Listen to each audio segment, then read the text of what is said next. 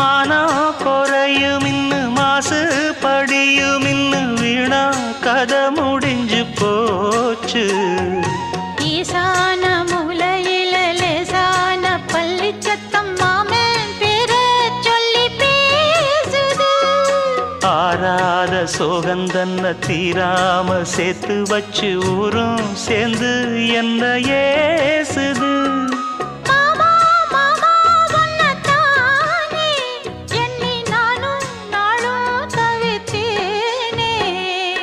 கூண்டுக்குள்ள என்ன வச்சு கூடி நின்ன ஊற விட்டு கூண்டுக்குள்ள போனதென்ன கோலக்கிளியே.